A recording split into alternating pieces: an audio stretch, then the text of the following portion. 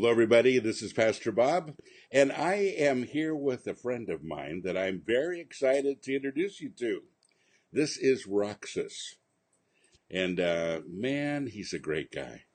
And he is, by the way, our newest podcaster. And I know you're going to enjoy this podcast, especially all of you that play music. Um, he's an amazing musician, but even more than that, he's a guy that loves the Lord, and he's got a very interesting testimony. So, um, Roxas, I haven't let you speak yet. You Hey you you guys, I don't just want have a traditional American accent. no, I don't. I have a very hybrid Indian, pseudo-Indian American accent. So, give us a little bit of your history. You're from India. Uh-huh. Yeah, I was born and brought up in India, and all throughout my life, when I studied there, I was there. I was just basically lived my life there. And my parents, they live in America, and I keep coming here and keep visiting them every year or so. So Yeah, for a month, for a couple of months. But this time, I think I'm gonna stay. I'm you're trying trying to. to. Uh-huh. Right. Yeah. That's great. Well, Roxas, I'd like to get into it. Let's talk about um, the exciting history that you have with the Lord. You were not raised in a Christian church. No, I wasn't. I come from a Hindu background, basically, and all of my family members, my Indian family members, they worship all kinds of gods because I come from a land with many, many gods and Yeah. goddesses. And I think it's about 1 million gods and goddesses in Are you total. serious? Whoa. And not many know this about India. And Yeah. also, we have around 3,500 languages. So you could imagine the amount of cultural diversity that we have. Yes. And and Christianity basically is a taboo because they say you don't need to worship foreign gods because we have gods for everything in India. So yeah, I come from that background, and it's amazing how God just finds you amongst a midst, amongst so much of confusion. He just finds you and he chooses you. He says, "Son, you're mine," and he finds you. And He it's does. amazing how God works that way. So he found you. You were in Hinduism when he found you, or had you left the church at that point? Well, when I was a kid, all these rituals and all these idol worship and everything, I mean, it never ever made sense to me. And so I became an atheist by choice. And I was still craving for something spiritual and kept wondering because everybody in my family, they kept saying, there are so many gods and you don't understand. There is so much in spiritual world. And so I thought to myself, okay, let's give it a shot. And I just Googled something and I went completely the other way. I went into Satanism.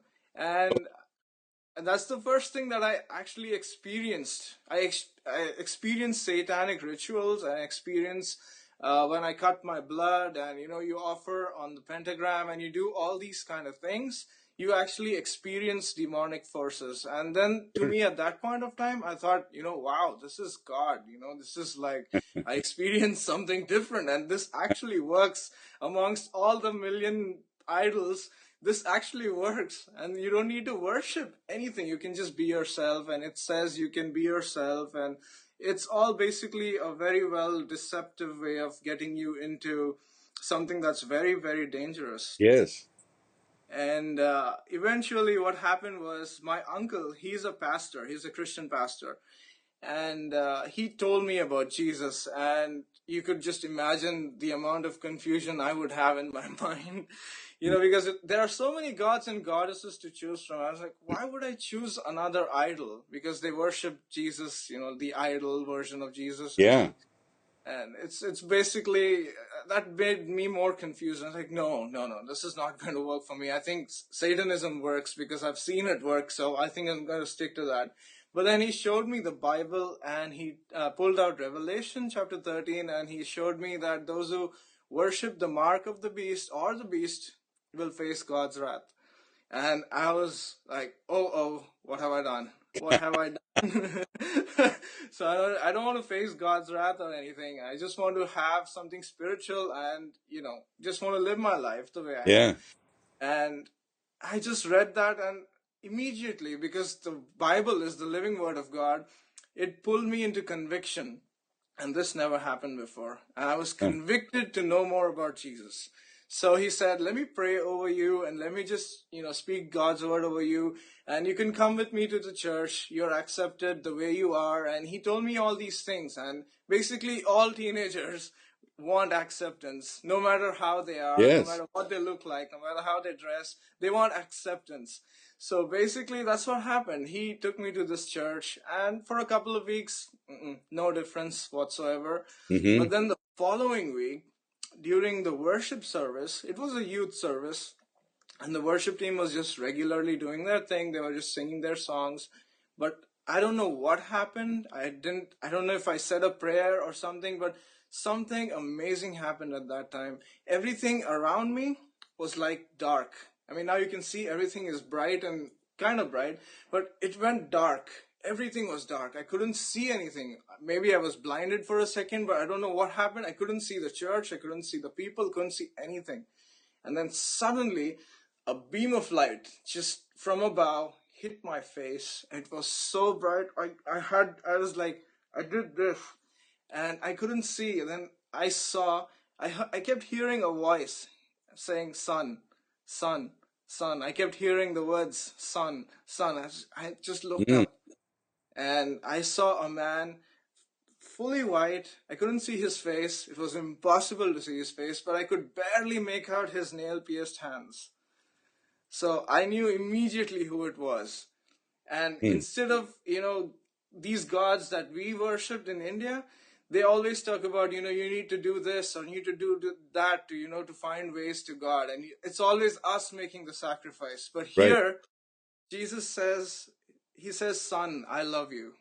And that's all he said. Mm. He didn't say, "You did this, so I'm not going to forgive you. You did that, I'm not going to forgive you." He just said, "Son, I love you."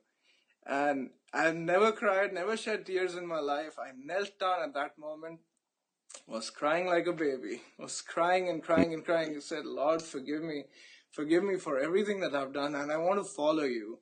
I want to know more about you." And that's how I came to know Jesus. And you haven't been the same since, have you? Nuh-uh, Now nuh-uh. you started doing. You were not a musician or a singer before Nope, that time, never. Mm-mm. and you told me, I believe, Roxas, that you couldn't even carry a tune very well, and you had Right, no musical ability. right. I didn't even know music was inside of me, because I Right. always enjoyed listening to music, all genres, pop, rock, metal, you name it. I enjoyed listening to music, but I could never pull out any kind of musical prowess of mine Right. whatsoever. So I tried to sing, and I know for sure I tried to sing, and I almost got stoned to death by my family, so to speak. They didn't appreciate your talent. No, no, no, not at all. I tried to, because ever since I was a kid, I was trying to sing and it never Right. worked out. I knew I wasn't a singer ever. So I wasn't even a guitar player, because I tried learning the guitar in my 10th grade and it never happened. I just held the C chord and I was like, ow, ow, ow, ow, ow, ow, ow.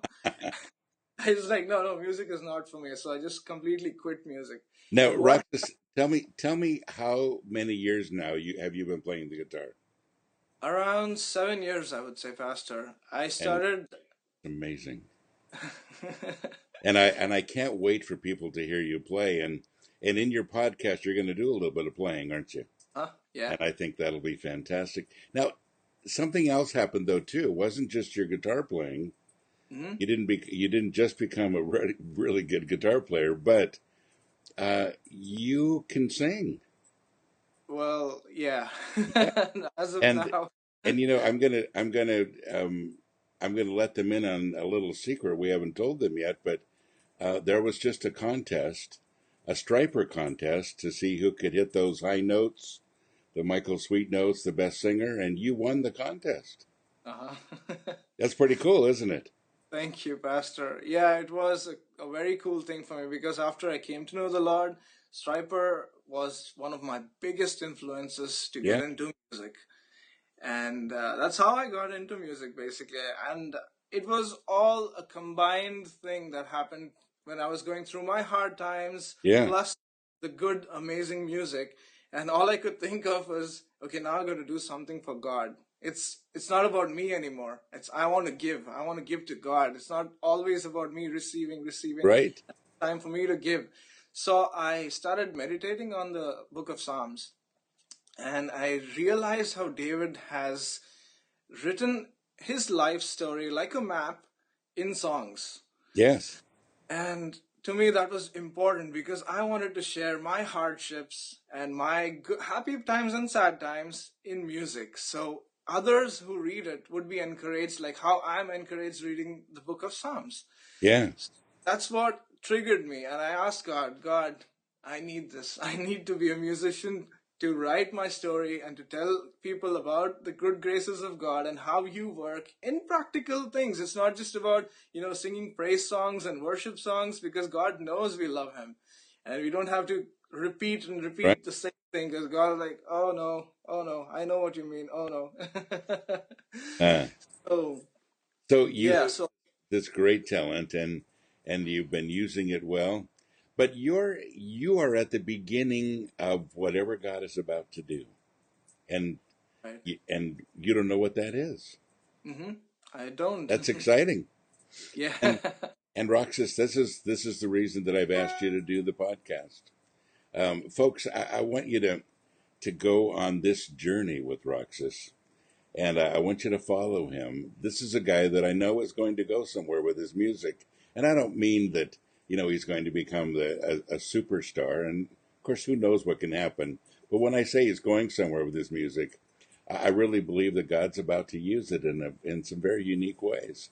And I just want us to be involved with you. I'd like us to follow you. I'd like you to talk to us as the doors open. I'd just like to watch the power of God and the open doors that He uses in your life. And I'd like all of us to go on the journey with you. So, your podcast, like all the sanctuary podcasters, you're not an expert, but Hmm. you're a follower, and that's what all of us have done. Just invite people to go on their journeys with us. Right. And Roxas, we're excited to go on this journey with you. It's Me an too. I'm exciting one. excited to be on this Yeah. team, and I'm excited to give what little I know about whatever I have learned so far. Yes. But it's basically, again, like every one of us, we rely on grace and we rely on Jesus. And I think Jesus leads the way. He leads us. He shows us what's what, and that's how I got into music, and that's what worked for me. And I know it's gonna work Yes. for everyone who believe in that. So you want to encourage people with the things that you've learned. Hmm. You want to encourage people with the gifts that God's given you, and you want to encourage them by allowing them to come along with you for the ride, Right. Yeah. and to say, "Come, this is my journey. Come with me." Hmm. So that's very exciting. Well, Roxas, you're about to start this podcast, and within the next week or so, we should see the first one up, most likely. And Hmm. folks, I'm excited for Roxas to start. I'd love it if you would give him some positive feedback and welcome him to the Sanctuary International Matrix Network. We're excited to add him to some great podcasters here, and he's going to fit right in with everything that's going on. And Roxas, I just want to say we love you. We're excited to have Love you you guys a too. part of Sanctuary, and we're excited to see what God does with you. Me too, Pastor. I'm really excited to be here, and I love you guys. I love all of you very You. much. You're awesome. Well, folks, Roxas, and again, follow him. Look for the podcast coming out soon. If you are already subscribed to our YouTube channel, then it will let you know when his new podcast comes out. And if you haven't subscribed yet, run right over there and do that. That's important. Roxas, God bless you, my friend. God bless you, Pastor.